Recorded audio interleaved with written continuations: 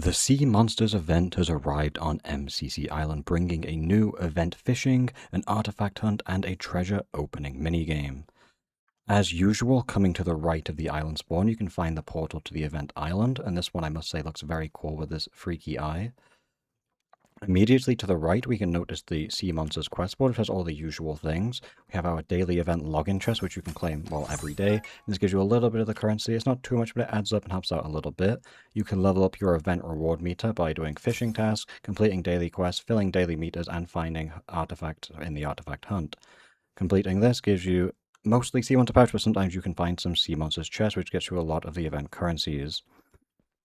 You can earn more of the event currencies by completing the artifact hunts. These reset every week, and you can find 60 uncommons, 25 rares, 10 epics, 4 legendaries, and 1 mythic. Usually, I don't bother doing the hunt myself. I just watch the people that post the videos and follow the guides because I'm a little bit lazy.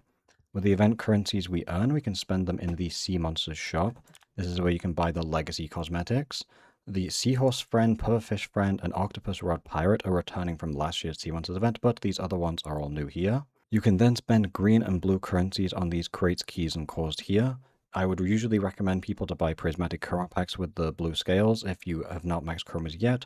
Otherwise, I would also recommend buying exclusive cores with these. Coming over to the ancient shop, this is where you can spend your mythic currencies. You can buy the usual legacy set of an accessory, hat, and cloak, but this event features a legacy fishing rod, the tentacle rod, which costs 40 ancient fangs, meaning this is going to be the most expensive legacy set from events by far, but hopefully this event you should be earning more ancient fangs than usual. And then any other ancient fangs you have spare, you can spend on the event anomaly, which is the same as usual, having the chance to contain arcane anomalies, arcane keys, some very good things, but usually you're going to get better energy and get these things in the top. As usual with the new events, there is a collector's cosmetic auction. This event has the Sea Monsters fishing rod, which is a second collector fishing rod. And this one, honestly, the design of this personally is not for me. I don't think this looks very good, but maybe it is some people's vibe. Back to the left of the island spawn, we can find the Sea Monsters machine returning from last year. These 4 epics and 4 rare cosmetics are returning every year as they are premium, but these 3 legendaries and 4 mythics are unique to this year and will not return next year outside of trading with other players. So I will do some of my pulls now. I got 10 keys, so we can do a 10 pull, and hopefully I can get something good myself. Come on, show me. Bruh, expected. Another bruh. Hopefully we get at least one of the mythics is really usually what I hope for the 10 pull bonus. But if not, that is fine. We got 1 legendary, it's nice. Okay, only 1 legendary, it's a little bit unfortunate. We had 2 more keys though. That's the most common legendary though, unfortunately 7.5% chance. That was our guaranteed legendary or mythic slot right there. Likely these last 2 pulls are both going to be rares, which is unfortunate, but that's what you get when you go gambling. Boop. Final one. Surely something good. Oh, we got another. Okay, that makes up for 2 legendaries. I'm probably going to be turning those into style souls, realistically, because that will give me 10 style souls, which is pretty nice. As usual, this event contains an event pass. You can purchase the premium track for 500 gems, which I will do now. As per normal, the pass has 50 tiers, and every 10 tiers you obtain a key for the event machine. And then on top of that, you get a bunch of reward crates, and then pouches and chests to get the event currencies. And you get some useful things like exclusive cosmetic cores, reroll tokens, and all those useful things to progress your crown level. Hopefully this key, final key, gives us something good. And if not, that is okay. Mythic right now, watch this bang, mythic. Across the event island, you will find many fishing spots. These spots work very similar to normal fishing. You just catch your rod and wait, and then the catch will stay on your rod, and you can fish it up like normal. MCC plus auto rod does work here. You will notice that every time you catch a fish, it consumes energy, which you can see at the top of the screen.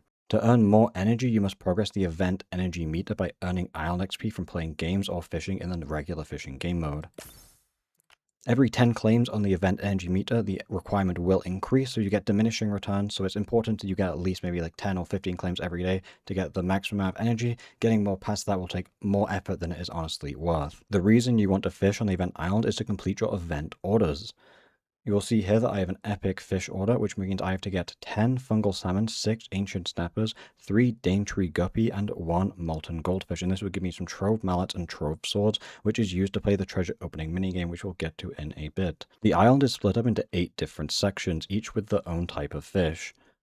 You can teleport between these sections with the navigator NPC in the middle.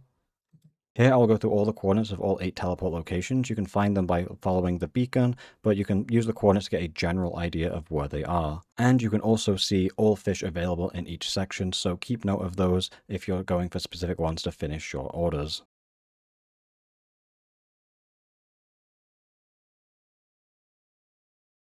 Then claiming the fish orders, you earn trove mallets and trove swords.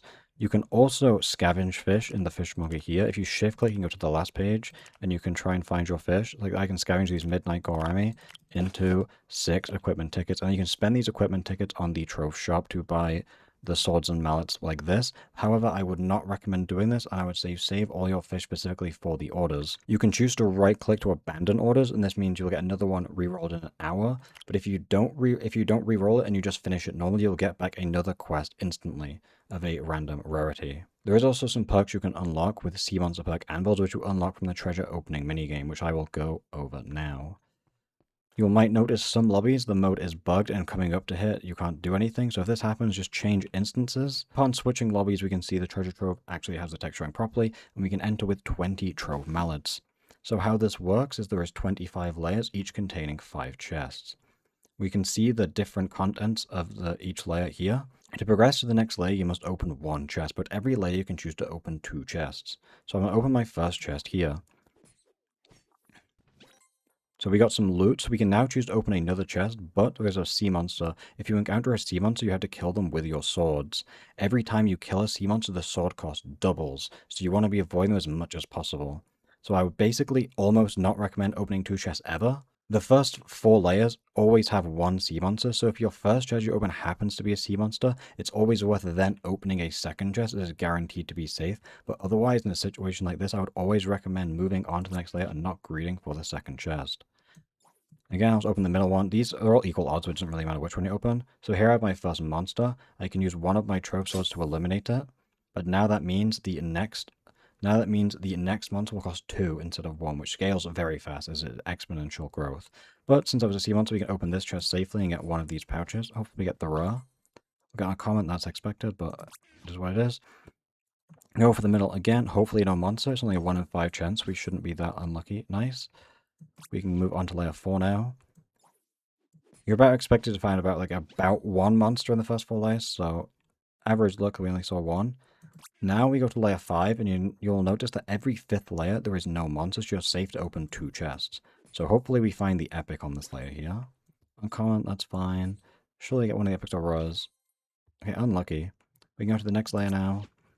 And now for the next few layers there will be 2 sea monsters, which means your odds are now only 60% chance that you don't find a monster. So you're going to be more likely to encounter them the deeper you go in. So this is why I always recommend moving on to the next layer as soon as you open 1 chest. If you do want to open 2 chests, I would only recommend doing that if the first chest you open was a monster, as obviously then there's less monsters you can then find, giving you slightly better odds. But with the way that the trove sword cost increases exponentially, I still would not recommend greeting unless you have some very good pouches up for grabs. Yeah, we're getting pretty lucky here. Hopefully we can see no monsters this next set of 5. Going up to layer 10. Nice. Okay, no monsters is great. So the next one's only going to cost 2. So we get 2 chests here.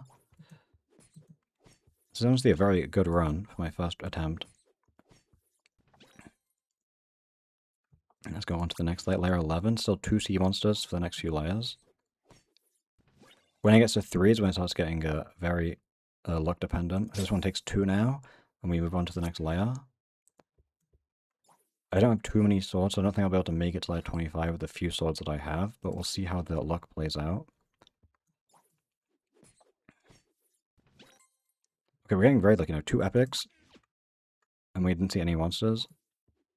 Layer 14. Hopefully no monster here.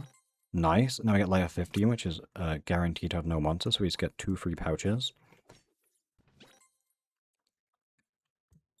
It's very important that you only open pretty much always 1, because then It means the next ones we have would be very low sword cost, which means we get a chance to get deeper, because the deeper you go, now we can see legendary trove pouches, which is why you always want to just open one so you can get as deep as possible where the loot actually gets relevant. But now we have 3 sea monsters, meaning we have a 60% chance to encounter them, so most of the time you will be seeing a sea monster on each level.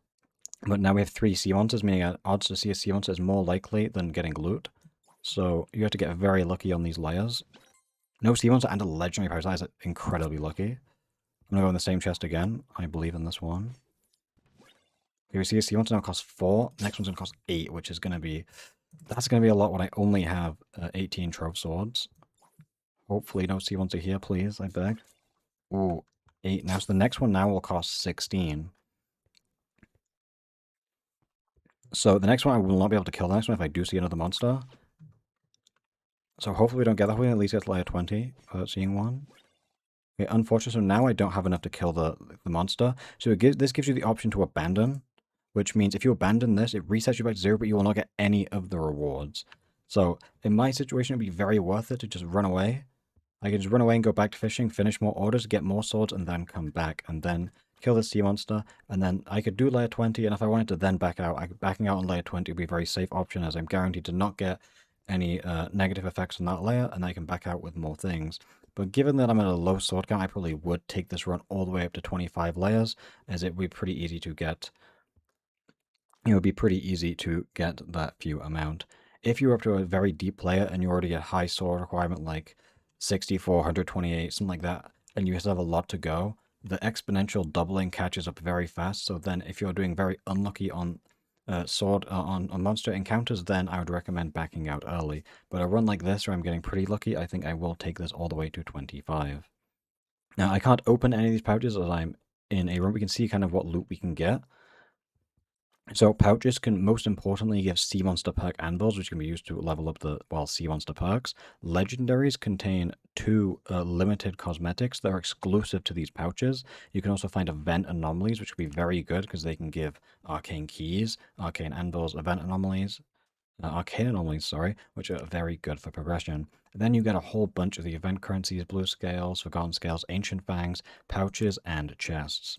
The mythic pouches also contain a limited weapon skin, being a mythic dagger, which ranges from 0 to 3 stars. That about covers my overview of the event. If you want to see me play the event, it will be replacing Fishing Friday for the next few weeks. So if you want to ask any more questions about how the event goes, now after that I have more time to think about it, you can ask me on Fishing Friday at its usual time. It will probably be happening until the event ends, so people who are like watching me play my alt account, I'll probably be playing on that account on stream for a few weeks. But thank you so much for watching, and as always, goodbye and subscribe.